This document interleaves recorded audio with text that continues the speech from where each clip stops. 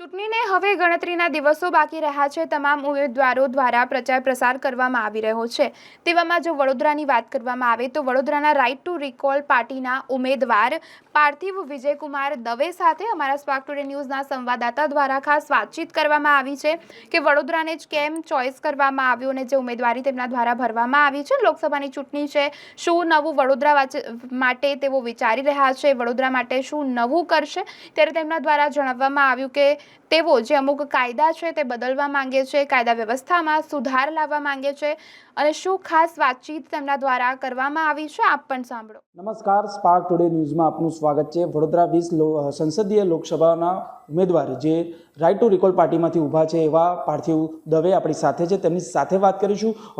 પાર્થિવજી, શું કહેશો? સૌથી પહેલાં તો રાઇટ ટુ રિકોલ પાર્ટી એટલે શું છે અને કઈ રીતે જે આખા સમગ્ર દેશમાં છે?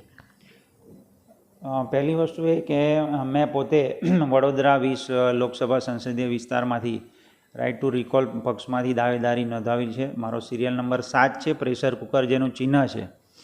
રાઇટ ટુ રિકોલ એ ઘણા વખતથી 1924થી ચાલતી આવતી સમયાંતરની એક મૂવમેન્ટ છે, ચળવળ છે, જેમાં જ્યારે કોઈ પ્રજા એ કોઈ નેતાને ચૂંટી અને સત્તા પર બેસાડે છે, એ પછી તે નેતા છે એ નેતાને એવા અબાધિત હક મળી જાય છે કે કોઈ પણ કાર્ય કરી શકે છે, કોઈ પણ ભ્રષ્ટાચાર કરી શકે છે, કોઈ પણ કાર્ય કરવા માટે એને કોઈ રોકવામાં નથી આવતો। કારણ કે પ્રજાને તો એવું છે કે ભાઈ એકવાર ચૂંટી નાખ્યા છે, ચૂંટીને પછી એમને બેસાડી દીધા, પછી પ્રજા પોતાના કામે લાગી જાય છે। તો એ સંદર્ભમાં પ્રજાને પસંદગી કરવાનો પણ હક નથી। માની લો કે કોઈ પક્ષ છે એ પોતાના નેતાને જાતે જ પસંદગી કરે છે, પ્રજાને તો ફક્ત બટન દબાવવા જવાનો હક છે। એટલે એ કેસમાં બટન દબાયા પછી માની લો કે આપણે પહેલાંના જમાનામાં એવું હતું કે ભાઈ કોઈ પણ છોકરો હોય એ છોકરો કોઈ કન્યાને પસંદ કરવા જાય તો પહેલાંના જમાનામાં તો શું હતું કે લાજ કાઢીને આવતા અને આબરૂને તમારી હોય એ એટલા બધો લાજ કાઢે કે ભાઈ તમે એની સામે પણ ના જઈશો। એ કેસમાં શું હતું કે માતા પિતા એમ કે ભાઈ આ છોકરી છે એ છોકરીને પસંદ કરી લેવાની, એટલે છોકરો શું કરે કે ભાઈ પસંદ કરી અને એને જોડે લગ્ન કરી લેવાના। એટલે આ જ્યારે રાજકારણમાં પણ એવું જ છે કે કોઈ પણ તમારો ઉમેદવાર છે એ ઉમેદવારને એનો પક્ષ જ પસંદ કરે છે, એને પ્રજાને પસંદ કરવાનો કોઈ અધિકાર નથી। પ્રજાને તો ફક્ત પસંદ કર્યા પછી બટન દબાવવાનો અધિકાર છે અને બટન દબાવ્યા પછી પ્રજા 5 વર્ષ માટે કામે લાગી જાય છે। તો એ કેસમાં જ્યારે ઉમેદવાર ખુરશી પર બેસે છે અને પછી પોતપોતાની રીતે કામ કરે છે, હજારો કરોડોના ભ્રષ્ટાચાર સમયાંતરે રોજ ને રોજ પ્રજામાં અને પેપરમાં સમક્ષ આવતા રહેતા હોય છે, તો એ વખતે પ્રજા પાસે એ ઉમેદવાર કે એ નેતા જે સીટ ઉપર બેઠો છે, સત્તા પર બેઠો છે, એને પાછો બોલાવવાનો અધિકાર હોય એવા કાયદા જેને રાઇટ ટુ રિકોલ કહેવામાં આવે છે। આપણી party right to recall party છે, તેમાંથી વડોદરા સંસદીયમાં આપણે ઉમેદવારી કરી છે। હવે ગણતરીના દિવસો બાકી છે, કેવી રીતે પ્રજા વચ્ચે જઈ રહ્યા છો, કેવી રીતે પ્રચાર કરી રહ્યા છો? રાઇટ ટુ રિકોલના રાજકીય પક્ષમાં અમારા મેઇન 4 જે છે એ મેનિફેસ્ટોમાં લઈ શકાય।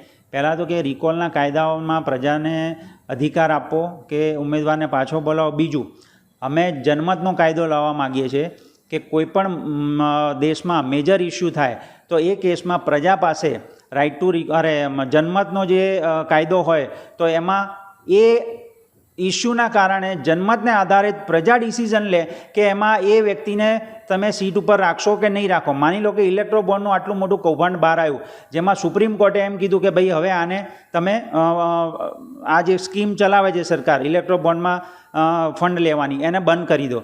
આ કેસમાં શું થયું કે કરોડો રૂપિયાનું ફંડ આવ્યું કેવી રીતે? તો આ કેસમાં જો જનમતનો કાયદો હોત તો જનમતના કાયદાના આધારે હવે સરકાર પાછું એમાં પલટવાર કર્યું। નિર્મલા સીતારામન ફાઇનાન્સ મિનિસ્ટરનો ફરી સ્ટેટમેન્ટ આવ્યું કે અમે આ સ્કીમ ફરી ચાલુ કરીશું। એટલે એ લોકોને અબાધિત ભ્રષ્ટાચાર કરવાનો અને આવી રીતે દાન લેવાનો અધિકાર મળી જતો હોય છે અને એ અધિકારના કારણે જો જનમતનો કાયદો હોય તો એ જનમતના કાયદાના આધારે પ્રજા નક્કી કરશે કે આ લોકોએ આ સ્કીમ નેતાઓએ જે છે અથવા પ્રજાના પ્રતિનિધિઓએ આ સ્કીમ ચાલુ રાખવી કે કેમ, બરાબર। ત્રીજું છે કે ભાઈ વોટ વાપસી કાયદો। વોટ વાપસી એટલે એકવાર તમે વોટ આપો છો એ વોટ પાછો લેવાનો અધિકાર, એટલે એ અધિકારના આધારે તમે એને સીટ ઉપરથી ઉતારી શકો।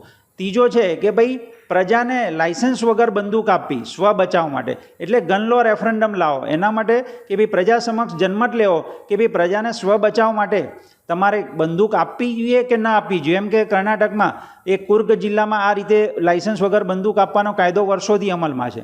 તો એના આધારે શું થશે કે ભાઈ સ્વ બચાવ માટે આજે આપણને ખબર છે કે ભાઈ 5 કરોડ કેસ છે એ સુપ્રીમ કોર્ટમાં અને એને અંતર્ગત આવતી જેટલી પણ ભારતભરની કોર્ટ છે એમાં પેન્ડિંગ છે.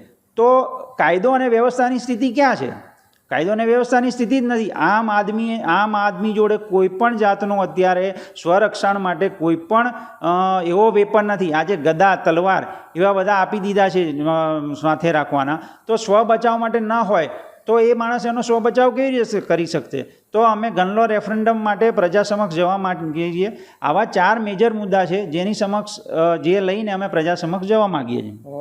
વાત કરીએ તો વડોદરા બેઠકની જો લોકસભાની વાત કરીએ પાર્થિવભાઈ, તો વડોદરા બેઠક હંમેશા ભાજપ પ્રેરિત રહી છે. ભાજપ આટલા વર્ષોથી ઉમેદવાર ચૂંટાઈ આવ્યા છે, તો ભાજપ સાથે કોંગ્રેસને કેવી રીતે તમે ટક્કર આપશો? ભારતીય જનતા પાર્ટી, પહેલી વાત તો એ કે બરોડા છે એ એક સંસ્કારી નગરી છે, બરાબર, વર્ષોથી. અને જ્યારથી 2014માં નરેન્દ્રભાઈ જીતીને અહીંયાથી ગયા એ પછી બરોડામાં કંઈ એવા ખાસ કામ થયા નથી. જે ભાજપના પોતે કાર્યકરો છે જે વર્ષોથી કામ કરે છે એ લોકો કહી ચૂક્યા છે કે ભાઈ ભાજપે વડોદરા લોકસભામાં કે વડોદરા લોકસભાના મત વિસ્તારમાં, જેમ કે જ્યોતિબેન પંડ્યાના પોતાના સ્ટેટમેન્ટ હતા કે ભાઈ વડોદરામાં લોકસભા સંસદીય વિસ્તારમાં કોઈ કામ થયા નથી. સામે કોંગ્રેસ છે કે ભાઈ કોંગ્રેસ એ એક એવી પાર્ટી છે કે અત્યારે લોકો એને મને સ્વીકારવા તૈયાર નથી, બરાબર છે. તો એક બાજુ એવું છે કે ભારતીય જનતા પાર્ટી કોઈ કામ કરતી નથી અને બીજું બાજુ કોંગ્રેસને કોઈ સ્વીકારવા તૈયાર નથી. એ સાથે રાઇટ ટુ રિકોલ પક્ષ એવો છે કે જે પોતાના 4 મુદ્દા સાથે, અને આ 4 મુદ્દા આવવાથી પ્રજાને કોઈ સમક્ષ જવાની કે ફરિયાદ કરવાની જરૂર પડવાની જ નથી. કારણ કે ઓટોમેટિક્સ છે એ રિકોલના કાયદા આવવાથી એ ઉમેદવારને કે એ ચૂંટાયેલા નેતાને એવો ભય લાગશે કે પ્રજા મને ખુરશી પરથી ઉતારી દેશે જો હું કંઈ પણ કામ કરીશ. તો એ કેસમાં પ્રજાએ કોઈ પણ ડર રાખ્યા વગર, બરાબર છે, એ આ રિકોલના કાયદાને અપનાવે તો ઓટોમેટિક તંત્ર બધું સારું થઈ જવાનું છે. અને રોજગારી છે, બેરોજગારી છે, ગરીબી છે, બેકારી છે, આ તમામ પ્રશ્નો આ કાયદા આવવાથી હલ થઈ જવાના છે. એટલે આ મુદ્દામાં સાથે અમે પ્રજા સમક્ષ જવા માંગીએ છીએ. માનો છો પાર્થિવભાઈ કે ભાજપની સામે વિપક્ષ તરીકે કોંગ્રેસ નથી એટલે જ રાઇટ ટુ રિકોલ પાર્ટીમાં આવીને તમે આ બેઠક પર ઉમેદવાર? વિપક્ષ છે પણ કહેવા પૂરતો વિપક્ષ છે, બધા જાણી ચૂક્યા છે. સુરતનો જે કાંડ થયો એમાં બધાને ખબર પડી ગઈ કે વિપક્ષ છે એ ન બરાબર વિપક્ષ છે, બરાબર. એટલે પ્રજા આજે જેટલા પણ લોકો પાસે અમે જન સમર્થન મળીએ છીએ, તો માની લો કે આજે અમે 2019માં 5 લોકસભા સીટ આખા ભારતમાં કન્ટેસ્ટ કરી, આ વખતે અમે 65 લોકસભા, એટલે અમને 5 વર્ષમાં જબરજસ્ત ભારત દેશમાંથી પ્રજાનું સમર્થન મળી રહ્યું છે. અને આવનાર 5 વર્ષે જો ચૂંટણી થશે તો અમે 543 સીટ ઉપર લડવા માટે તૈયાર છીએ. તો એ કેસમાં અમને ભારતભરમાંથી સતત પ્રજાનું સમર્થન મળે છે. અને રિકોલના કાયદા લાવવા માટે લોકો ત્રાસી ગયા છે, કારણ કે આટલા બધા ભ્રષ્ટાચારના કરોડો રૂપિયાના આંકડા જે બહાર આવી રહ્યા છે એમાં પ્રજા ત્રસ્ત થઈ ગઈ છે. પ્રજાને જે મળવું જોઈએ એ મળતું નથી. એના કારણે જો રિકોલના કાયદા આવશે તો આ તમામ સમસ્યાઓ દૂર થશે.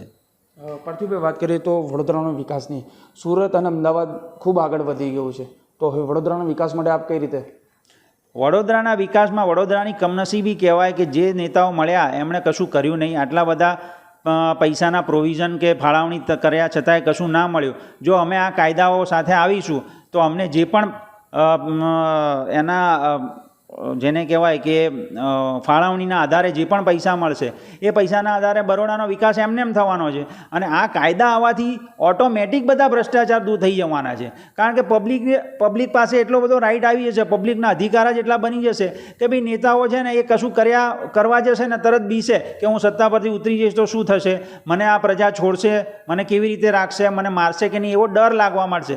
એટલે એ જે ડરના કારણે જે બચત થશે અથવા જે ભ્રષ્ટાચાર ઓછો થશે એ પૈસા ઓટોમેટિક વડોદરા લોકસભાના મત વિસ્તારમાં વપરાશે અને ઓટોમેટિક વિકાસ દેખાવાનો છે પ્રજાને. શું અપીલ કરશો? કારણ કે હવે થોડાક જ દિવસ બાકી રહ્યા છે, પ્રચારના 5 તારીખે બંધ થઈ જશે સાંજે 6 વાગે. શું અપીલ? મારી બરોડા સંસદીય મત વિસ્તારના લોકોને એટલી જ અપીલ છે કે રાઇટ ટુ રિકોલના મુદ્દાને સમજો, એ મુદ્દાને આધારે તમે વોટ કરો. કારણ કે આ જો મુદ્દા અને એને આધારિત જે કાયદા આવશે એ કાયદાના આવવાથી ભારતભરના તમામ પ્રશ્નો મોટાભાગના પ્રશ્નો છે એ એનું નિરાકરણ આવશે અને એ નિરાકરણ આવવાથી ભારત પાછું સારી રીતે અત્યારે જે ભ્રષ્ટાચારથી ખદબદે છે એ તમામ જે બધી ગંદકી ફેલાઈ રહી છે એ બધી બંધ થઈ જશે અને ભારત સારી દિશામાં આગળ વધશે એવું મારું વડોદરા લોકસભાના સંસદીય મત વિસ્તારના લોકોને મારી અપીલ છે કે તમે 7 તારીખે 7 નંબરનું બટન દબાવજો, જેનું ચિહ્ન પ્રેશર કુકર છે, અને રાઇટ ટુ રિકોલના જે પણ કાયદાઓ છે એને લાવવાને સમર્થન કરજો.